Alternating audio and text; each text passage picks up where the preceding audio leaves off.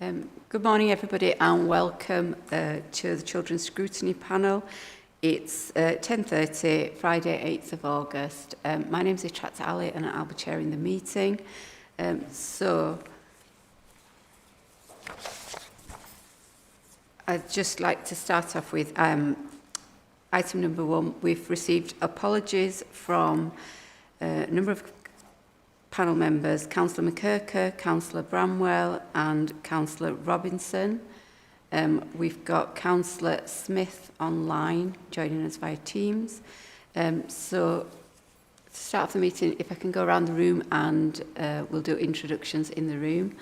So starting with... Good morning, Helen Kilroy, Assistant Democracy Manager in the Governance team. Good morning, Tom Brailsford, Executive Director of Children's Services, Kirklees Council. Good morning, my name's Joanne Sanders. I'm Service Director for Learning and Early Support at the Council. Morning, my name's Joel Hanna. I'm the Head of Service responsible for corporate parenting and standing in for Vicky Metheringham, Service Director for Children and Families. Morning, I'm Viv Kendrick, the Cabinet Member for Children and Young People's Services.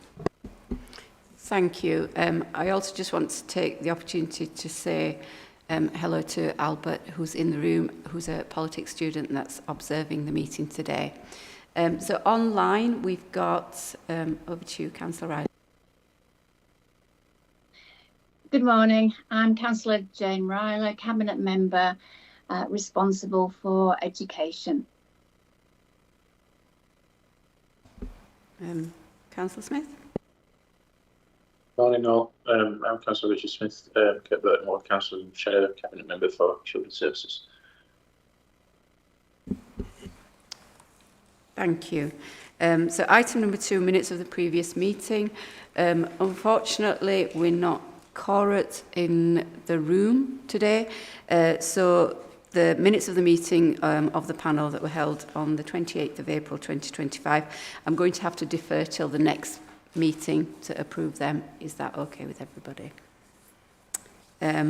Any interests to declare from members?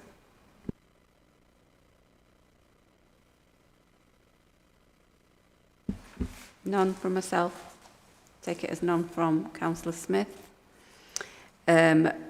Just to make you aware that the meeting will take place in public and it will be live streamed as well. Deputations and petitions, so there's been no deputations or petitions received for the meeting today. Moving swiftly on to item number 6, public question time. Just to make you aware, we were expecting questions from 2 members of the public, and we were expecting them to attend in person. Sadly, they've been unable to attend on this case, so we will move on to item number 7, which is Cabinet Priorities for Children's Services in 2025-26. So I will hand over to Councillor Kendrick, Cabinet Member for Children, and Councillor Riley, Cabinet Member for Education, with any updates that they have. So Councillor Kendrick first. Thank you, Chair. Really one of the key things for Children's Services is about sufficiency. Sufficiency in educational places, but I'll leave that on one side because Councillor Riley will give the detail on that. But sufficiency in homes for looked after children and young people, whether that's fostering, special guardianship orders or residential, and that is a constant challenge that we look to increase and develop that, and that there's some really positive actions taking place around that. Another issue which is about homes is homes for care leavers. And very recently, a partnership with Homes and Neighbourhood has provided some homes very specifically for care leavers, but we need to develop that even more. And sufficiency in terms of staff. We constantly look to continue to grow our own it's social workers, for instance, whether it's apprenticeships, trainees, newly qualified social workers, and also looking to monitor caseloads for like personal advisors in the care leaving service and looking where we can recruit where possible. We're continuing to develop early years support and intervention, and that is actually crucial. You know, rather than having families and children disrupted by a need to either be in care or be on a plan, if we can do things early that make that not a necessity, that is vital. Another area that we're addressing is the improvement in relation to SEND, and I'll also leave Councillor Ryler to deal with that as such. We're looking to provide more support to care leavers and finding and developing opportunities for them, whether it's work experience, apprenticeships, jobs, and looking for ways of reducing financial challenges for them, and community connection, celebrations and so on. And of course, continuing and developing the way we hear the voice of young people, particularly through the parenting board. We have had some good representation at the parenting board, but we're also aware that some young people who would come and help us at the parenting board can't because of the timing of the meetings. So we have recently agreed to have at least 1 or 2 meetings at different times to enable that to happen. And of course, a big key one coming down the track is the implementation of the social care reforms, and that has to be a main priority. Although looking at some of the stuff and some of the meetings we've had, we actually are doing quite a lot of the things that the reforms are promoting. Those are basically the key areas I would suggest. Thank you, Councillor Kendrick. We've got Councillor Ryler online. Thank you. Thank you. I think it's going to be a busy full year, but I'm looking forward to making progress and to be working with the Children's Services team. So priorities for 25 to 26, securing sufficient learning places, wherever possible state funded, with a priority focus on SEND. And this would incorporate, we have the rebuild of Joseph Norton Academy, the rebuild of Woodley School and College, ensuring sufficient additionally resourced provision places are available for primary and secondary age learners, to ensure sufficient alternative provision pathways to support children who need different pathways, including those with medical needs, to review and plan for opportunities post-16, including education, employment and training. We have the cluster work, so to continue to embed and develop our cluster working in partnership with schools in order to support greater inclusion, and also to improve for young people the pathways for young people as part of their preparation for adulthood. Relating to AHCPs, then continue to improve the quality of the EHCP plans and improve the timeliness of the annual reviews. And then going forward into the autumn, the anticipated white paper regarding SEND reforms, consideration of the implications of this will certainly be a priority. Thank you. Thank you both. So that's great. Any comments from you, Richard, or anybody? No? No, not at this point, thank you. No. So yeah, I think a number of those items that have been mentioned, the panel will be looking at, and they're part of the programme, in particular the Ofsted inspection report and the local authority action plan that we've got as part of our work plan moving forward. So, and also I think visits are planned by the panel to the Joseph Norton School as well. So we look forward to progress with that. Thank you. So moving on to the agenda item number 8, which is the performance data for children's services.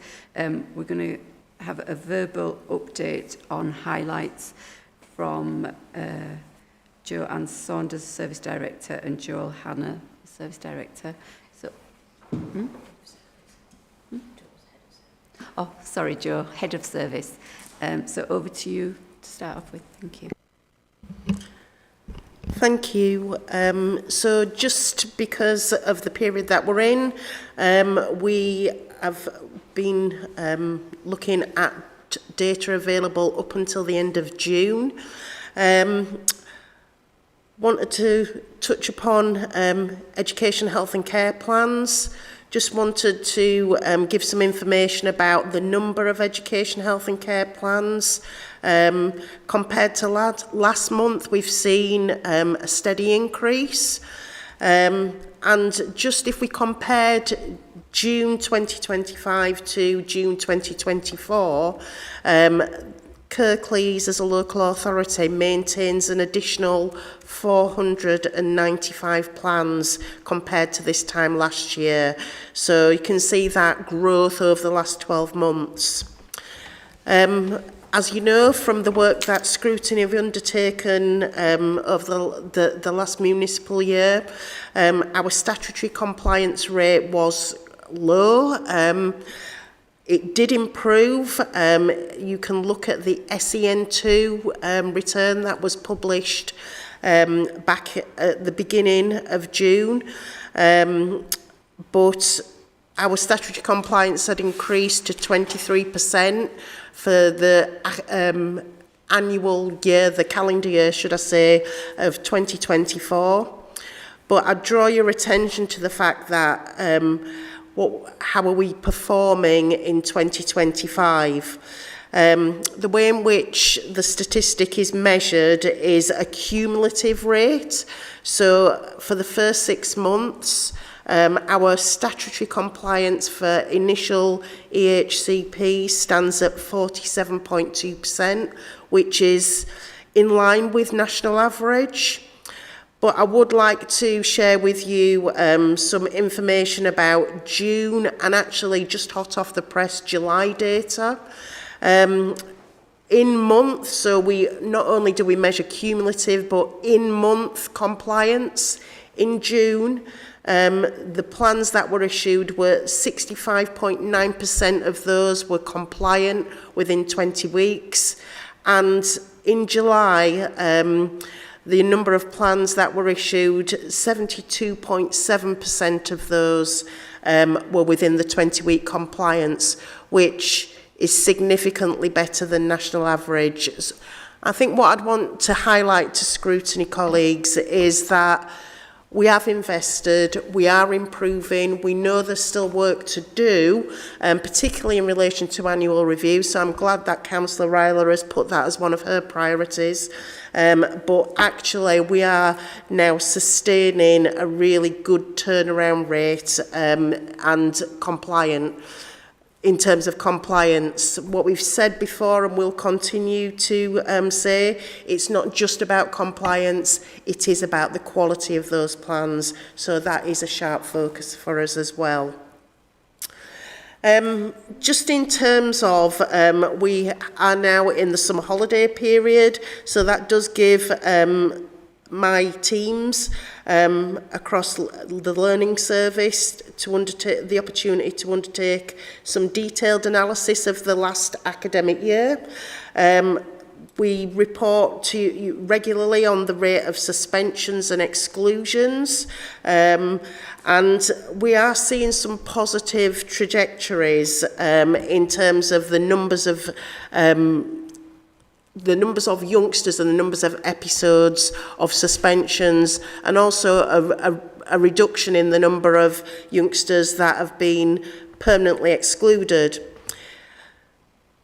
I think just in terms of, I know one of the questions that's been asked of us, that reduction, is this in response to the work that the council and partners have done with schools, or is it just reflective of nearing the end of the school year?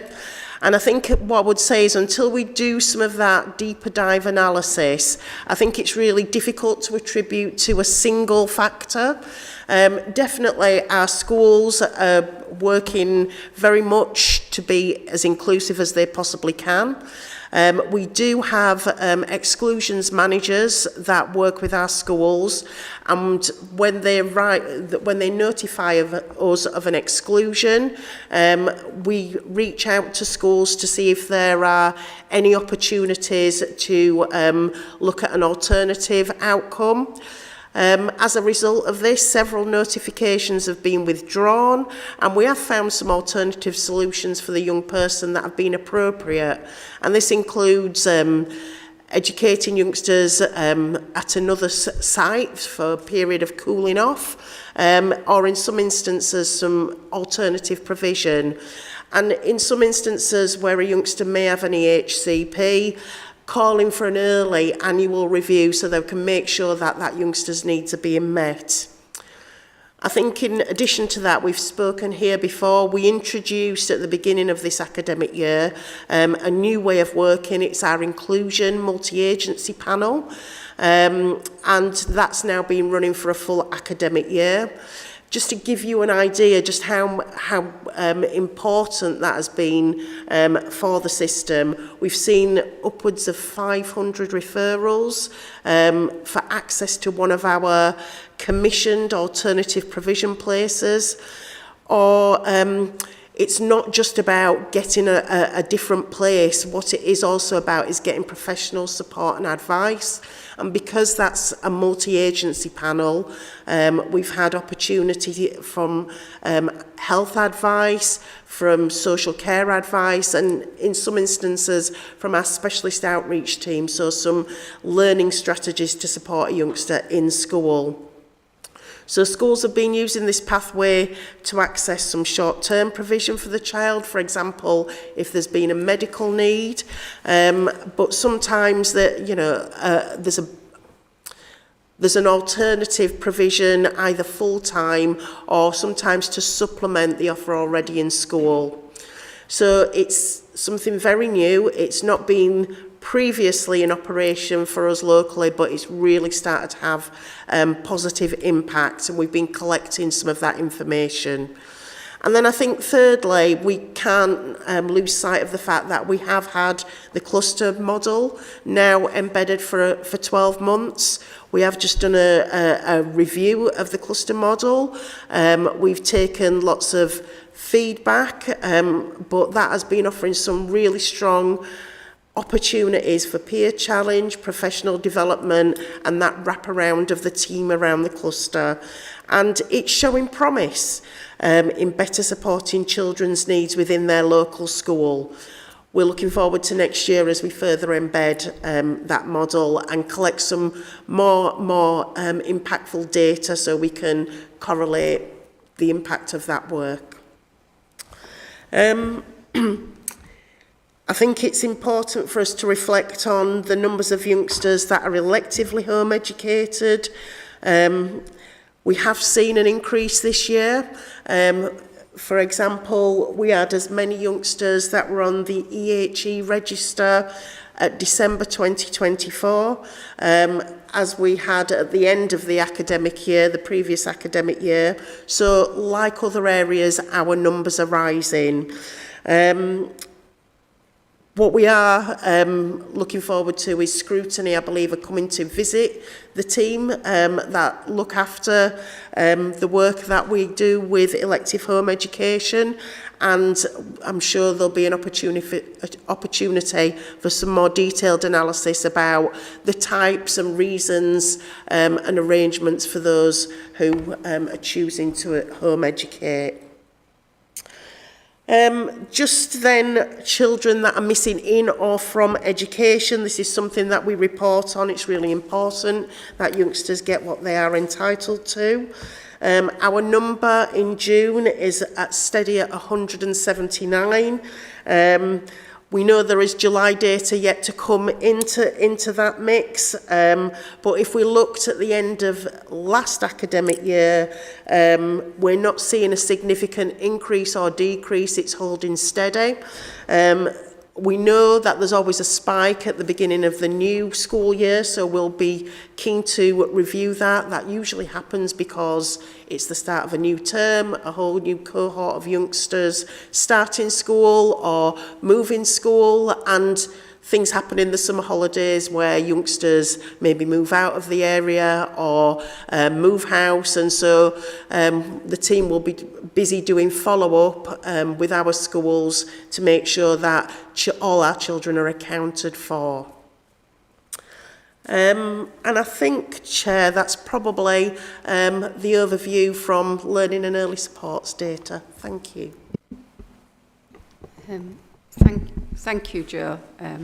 That was really informative, and I think you've covered a lot of the questions that came up from the panel.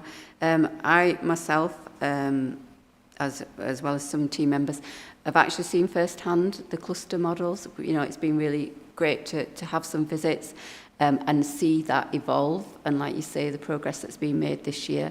Look forward to how that develops, and in particular, I just wanted to highlight in my visit how the cluster model that I visited locally was seen as exemplary, and that's comparing it to sort of locally throughout Yorkshire, but further afield as well, and they were having other authorities reaching out for assistance and guidance, so it's actually quite refreshing to see, you know, there's work still to be done, but that steady progress. Any comments from Councillor Smith? I think he's the only other panellist.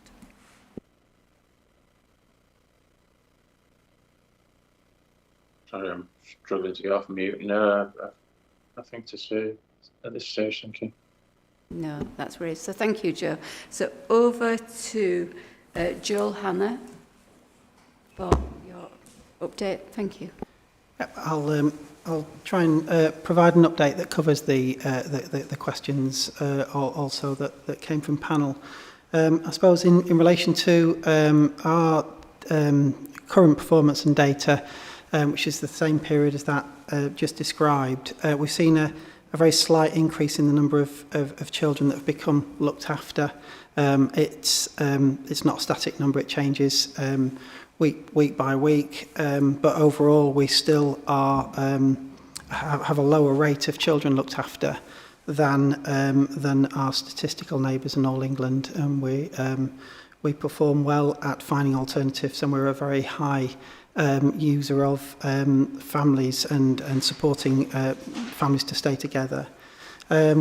Equally, in the performance report, we've seen a more or less steady trend in terms of the numbers of children in need recorded as allocated within Kirklees. The number of children in need has always been identified as low in Kirklees when considered against statistical neighbours and England average.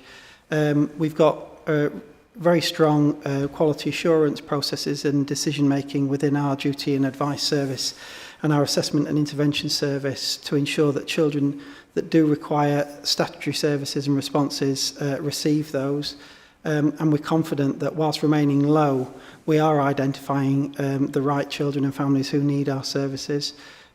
We put our low rates down when compared to statistical neighbours and all England down to a very strong family help offer and a very good access to and understanding of universal and family support services across the area. and we're confident that our services and the systems that we use to support those referrals and identify children and families in need are effective and are robust. We routinely undertake quality assurance of our decision making with regular reviews and audits of those inquiries that come in as contacts to the service, and therefore we're confident that whilst we're remaining low when compared against statistical neighbours, we are identifying the right children and families that are in need of our service. Would you like me to go on to cover some of the other questions that came in the general data? Yeah, Yep. thank you. Okay. I think the other area to cover would be providing some assurance of our oversight of child protection conference reviews. What we can say is that the reviews of our initial child protection conferences, there's a requirement that they're held within a specific timescale of 15 days. We undertake consistent and ongoing reviews of those where that's not the case, just to assure ourselves that primarily that doesn't cause any risk or further vulnerability to children and families, and that there are measures in place to support whilst a conference is being convened, safeguarding and support to families, and there is. And also to look at the reasons for why they may fall outside of the 15-day timescale. And what our review consistently tells us is that the reasons, primary reasons, are for ensuring that families have are able to attend and engage in those processes. So we're often delaying to make sure that we've got parents engaged and at those conferences, and also that sometimes there may be issues in relation to organising and convening interpreters, or making sure that everyone's had sight of reports due to the meetings. So in short, the quality assurance of those processes and the oversight that's been put in place through our management arrangements for performance oversight have given us some confidence that actually where they are outside of timescales, there's good reason for them, and there's and that doesn't cause any concerns in relation to risk or vulnerability. Just a second, a third point that also covers some of the questions from panel relates to our return home interviews. This is where children who have been reported to the police as being missing, once they're returned and that missing episode's concluded, as well as the police obviously being involved and doing an interview of their own to find out where a young person's been and how to prevent that. We also have arrangements for an independent person to visit the child and speak to them, so that we can gain insight into any potential risk that we may learn from and prevent in relation to that specific child, but also any thematic understanding of what might be going on in the area. So every child is offered a return home interview when they're back. And we monitor that against the number of reported incidents of children that go missing in our area. The performance shows a slight decrease in relation to the number of interviews that have taken place. And the reason for that is that by and large, where young people have been missing 2 or 3 times, they may have been seen on a return home interview one time that would cover those episodes. So the equation doesn't quite marry the number of reported incidents by the police. And there may be very exceptional reasons where, considering the welfare and the suitability for the return home interview, we wouldn't go and interview, and that would be in conversation and consultation with the police. For instance, if there was the missing incident was in relation to something that might interfere with our investigations. So there are very strong and robust systems within the youth engagement service to make sure that we're aware of every child that goes missing, and that where appropriate we offer those return home interviews. Not all of them are engaged with by young people. It's also safe to say, and where they're not, we'd review that and look at what different ways and mechanisms we might have for engaging that young person and motivating engagement. Thank you, Joel. Anybody got any comments or questions that they want to add to that? Deadly silence. Councillor Smith, no? No. So in that case, I'd just like to say thank you to both yourself and Joe for presenting the report. So we can move on to item number 9 on the agenda, which is pre-decision scrutiny. So the panel will consider any potential areas of pre-decision scrutiny in accordance with Cabinet decisions relating to children and young people. So any updates from officers regarding any up-and-coming decisions? Thanks, Chair. I don't think so at the moment. I think what we said that we were going to bring our action plan following the inspection come in, so that, you know, I think that's probably something we could look for help for in terms of pre-decision scrutiny, but nothing formal as far as I'm aware.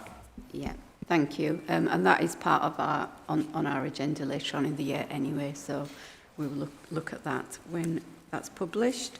So we can move swiftly on to agenda item number 10, which is feedback from panel members on issues considered by the Kirklees Parenting Board. So before I hand over to Viv for any updates on that, I just want to mention that I attended the last Kirklees Parenting Board, and it was great to be on there. One of my big take-homes, and I think Viv has alluded to this, was the young person on that board, and I was blown away by how engaged, how useful, and how constructive it was. So well done to that team for bringing that young person, and I think there was value from both perspectives, from the board's perspective, but also from the young person's perspective. And it's great to see, like Viv mentioned, the board will be accommodating more young people by alternating timings, etc., of the meeting. So that was good to see. Anything that you want to add, Viv? Thank you, Chair. I have the advantage over you in terms of I see some draft notes from the meeting. You're reliant on memory, which is always hard, particularly when you're such a busy person. At each board, each parenting board, there is an update of one of the priorities. And at the last board meeting, it was priority 1, which I'll quote, is supporting engagement and achievement in lifelong learning, training and employment. And Louise Hallis presented this. She gave a background to about the information of the work of the virtual school, because I don't think many people understand that there's a virtual school which is responsible for overseeing the learning of young people aged 2 to 18 who are in care or are care leavers. And Louise gave several items of action that had happened under that priority. She also reported on the development around a sustainable model for the Kirklees family business. This has been done in other areas, and that's been examined. And the aim of that is about improving the aspirations of children in care and care leavers from the age of 13. The board did welcome the idea of the family business. I think there was a lot of enthusiasm about that. There were questions asked. What the young person attending the board asked whether the pre-COVID apprenticeship programme could be restarted, and that's going to be looked at. Board members were asked to consider how they could support the delivery of a family business. Tom Brailsford taken on the fact that he will discuss with HR how the family business could be embedded in council human resources procedures. There were also another item, as you've already alluded to, were questions and comments from the young person. I've just picked out a couple that I think were very relevant. She suggested that job fairs for care leavers could be held at number 11 and number 12, very focused on young people, and I think we'll be following that up.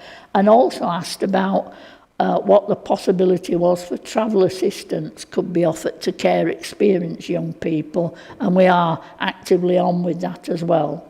Another item was an update on Kirklees parenting priorities. We also had a look at the performance dashboard, and under any other business, as you've already said, the board agreed that a late afternoon meeting once or twice a year would be held in order to include care experience representatives who were working or studying to attend and contribute, because we're finding real value from those comments and issues raised. And one of the issues, I'll go backwards on this, raised was about how there needs to be improvement about communication with children in care and care leavers, and we've already made a start on trying to get to grips with that. That basically is what occurred at the meeting from my recall. Thank you. Excellent. Thank you, Councillor Kendrick. That was really comprehensive. And yeah, my memory's not that good. It has been a while. But it was a really well engaged meeting and really positive. So I look forward to the next one, which concludes that part of the agenda. The final item that we've got on the agenda is the work programme and agenda plan for 25-26. So we've actually got the agenda plan and the work programme completed now. I think I've had a meeting with officers just to relook at that, review that, make any additions. So it's available. I hope the panel members will all have a look at it, particularly those that weren't able to contribute to devising it. And I'll welcome any comments, any feedback, anything from anybody in the room with regards to that. Thanks, Chair. Just to say, yeah, I think it's been a good process devising the plan, and I think it's got a good breadth and looking at a number of areas. And as you know, we always really welcome scrutiny panel members coming out and physically seeing services. I think we talked a bit, didn't we, about the fact that in October we'll have a white paper looking at the national change that's required in the SEND system, so we'll have a bit of a discussion about that. So it felt like it's been a fairly good iterative process, and I think a focus on our care leavers as well at some point in the year has been really useful. So yeah, really positive. Thank you, Tom. Yeah, I totally agree, and it is a very full programme of activities and lots of visits, following on from last year's programme. And again, I myself and panel members do value that opportunity to see firsthand and engage with people involved with children's services. So thank you. So unless there's any further comments or questions from anybody, I will draw the meeting to a close. I just want to take the opportunity to thank officers and thank Helen, Viv and Councillor Ryler for joining us today, and wish you a happy weekend when it comes. Thank you. Bye.